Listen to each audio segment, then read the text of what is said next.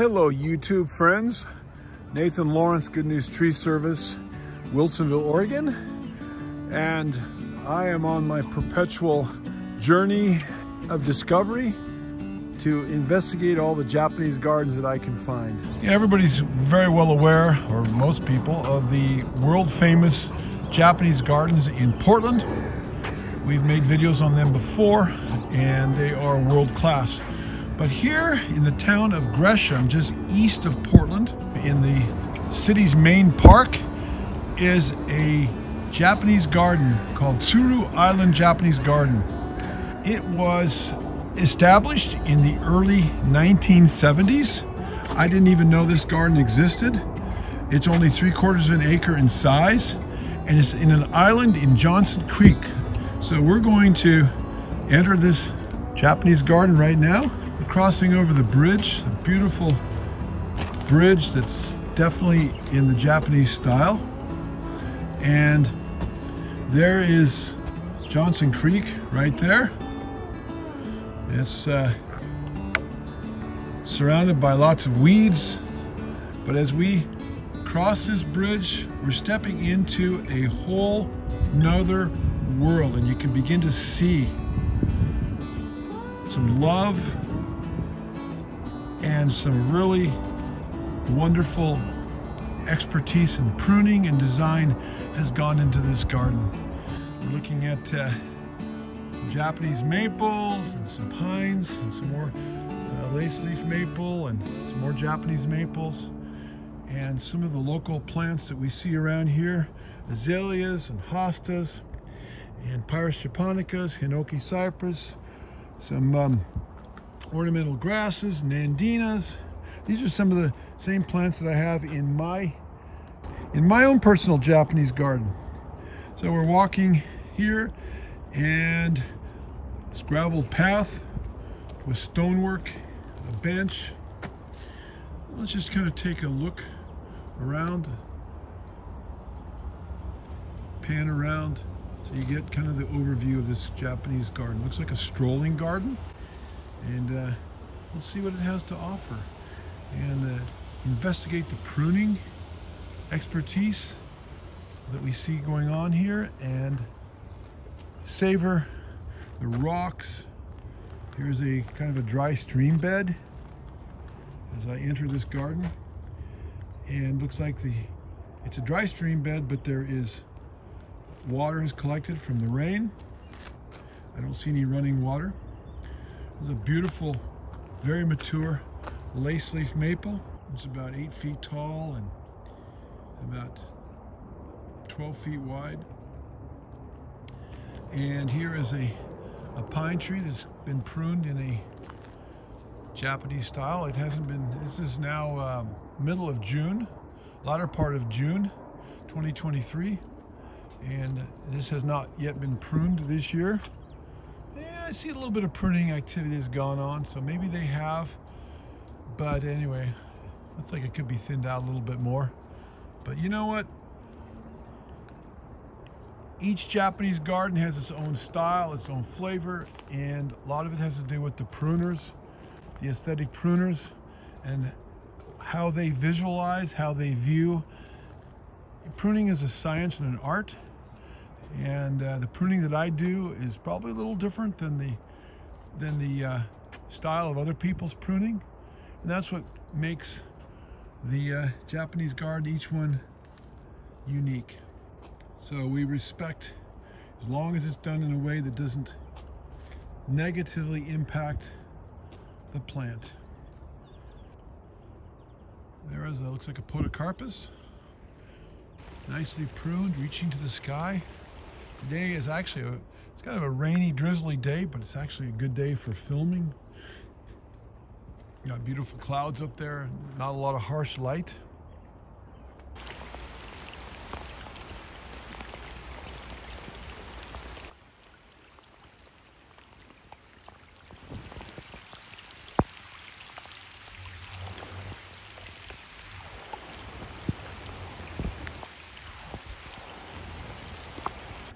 Pyrus japonicas, a bunch of them, or lily of the valley shrub, or Andromeda is another name, And they're sprinkled here and there along with rocks, beautiful moss-covered rocks arranged in a very artistic way.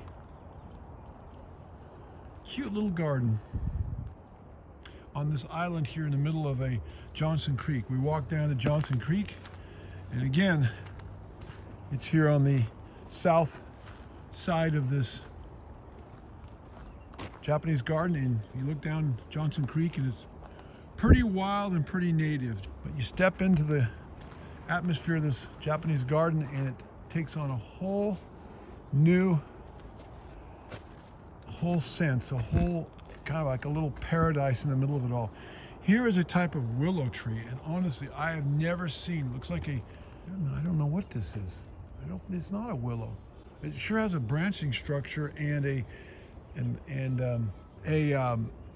bark like a willow, but the leaf almost looks like a locust of some kind. I don't know what that is.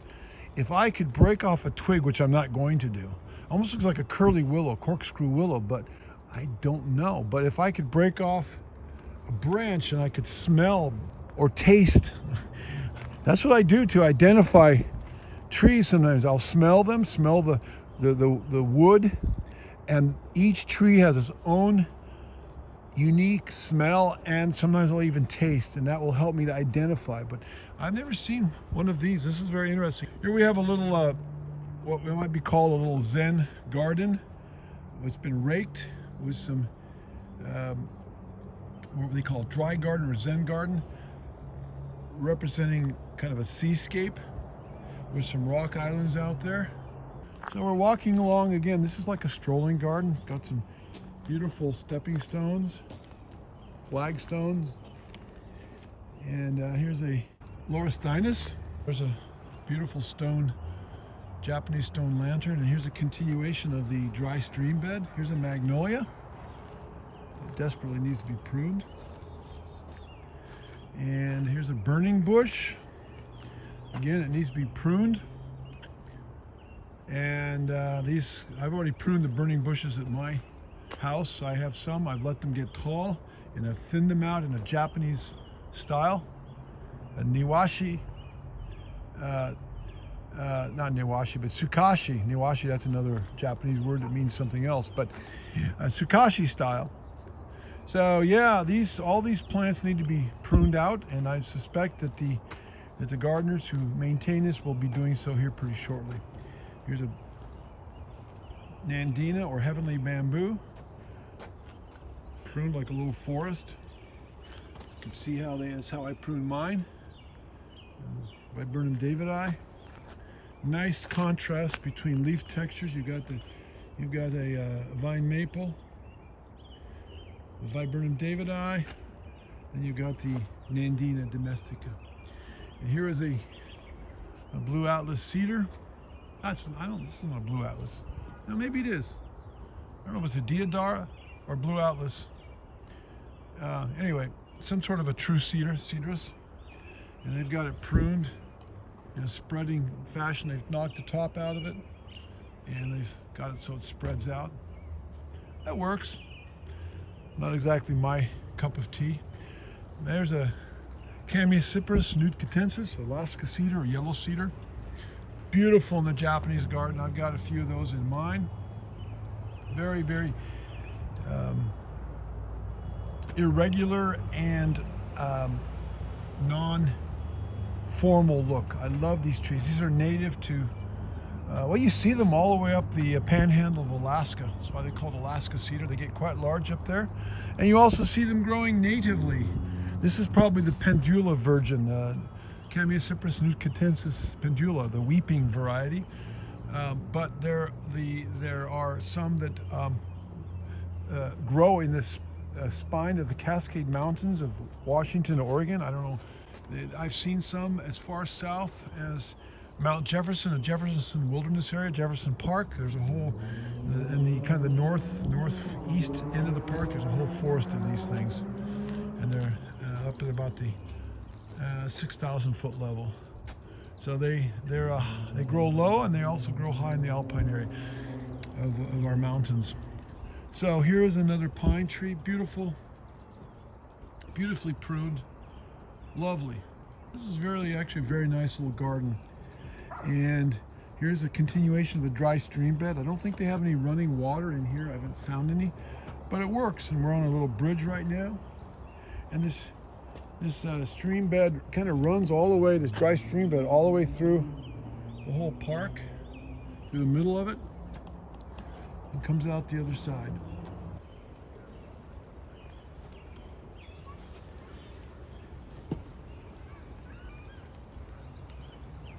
So here we have the flanks of Japanese maples looming up out of the center. Beautiful, makes a nice barrier. Got all these little pathways that lead here and there. Another beautifully pruned out. This is a, looks like a Japanese white pine. It's a white pine of some kind.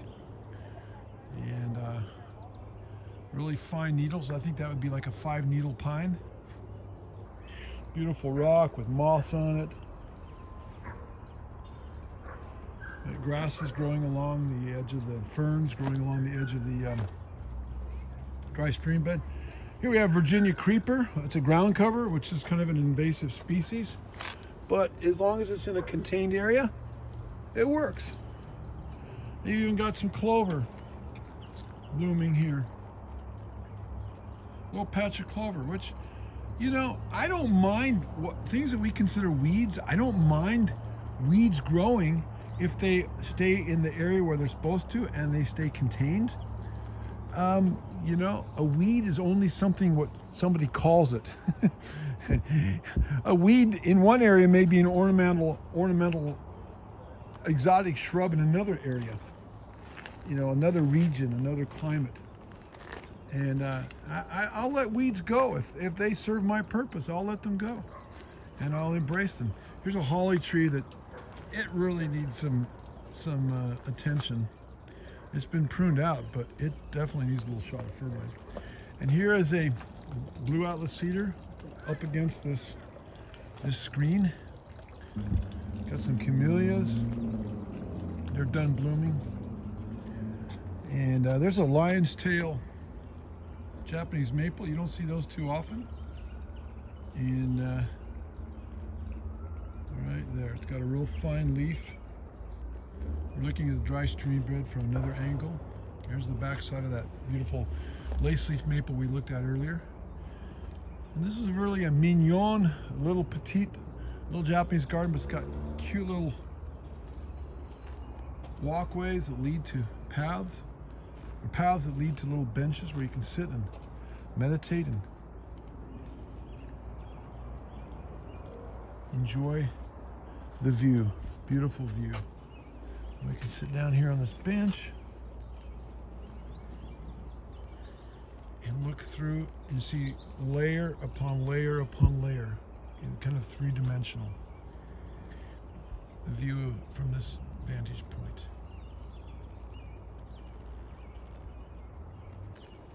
It's a little bit cluttered, like my Japanese garden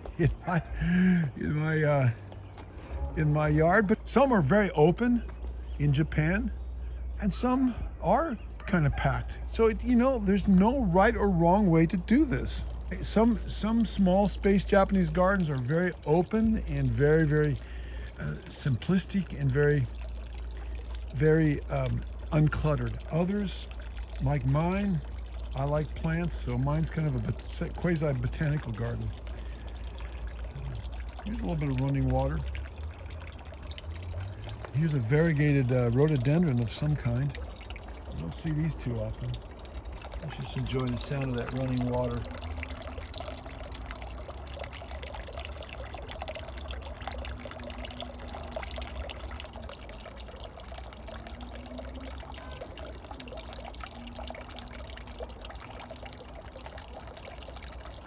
Just like my garden, my Japanese garden, they've incorporated a lot of hostas in here. It's a plant that does very well in our area. Here's a little shelter. Beautifully constructed. Look at the craftsmanship. It's made out of cedar, probably western red cedar. Beautifully constructed. Made in 2016, so this is a recent addition. Lovely little building. There's a window that look out at the other side of the island at the native flora.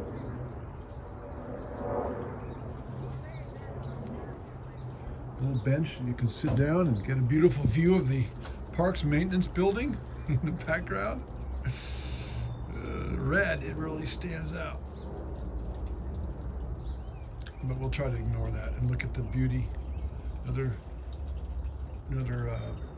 lantern with a beautiful pine growing next to it. Lovely view.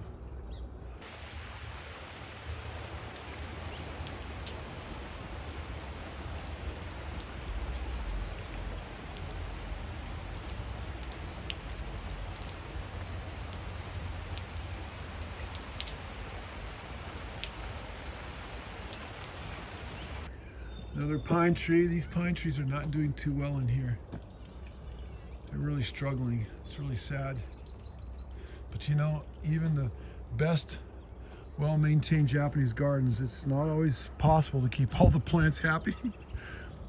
Despite our best efforts, sometimes the plants, they die.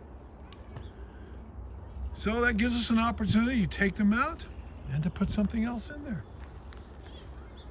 So that's why the garden is always evolving, always being changed, always needing tending and care. Japanese gardens are high maintenance. Look at that, gorgeous, very natural rock looking Japanese lantern. Very natural. Some are more carved, some are more rustic looking. This is very rustic, but it's beautiful. It works.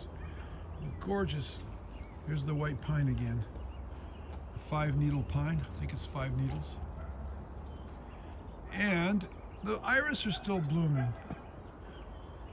Many of my iris are done blooming, but there's many varieties of iris, and what a beautiful splash of color. Japanese don't use too many flowers in their gardens, but they prefer leaf textures like this variegated euonymus right here, and then you got the then leaf textures and colors of the leaves, as well as then you got the crimson color of the lace leaf maple. But the purple of the iris really makes quite a splash. So here we have another bridge, and this is where the dry stream bed starts. It wanders through the whole park. There's another lantern. There's a real low-growing lace leaf maple, barberry, another pine, another grouping of rocks.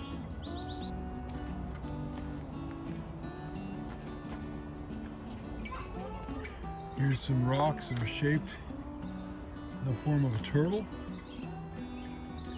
with moss. So it's a combination of a turtle and a moss garden.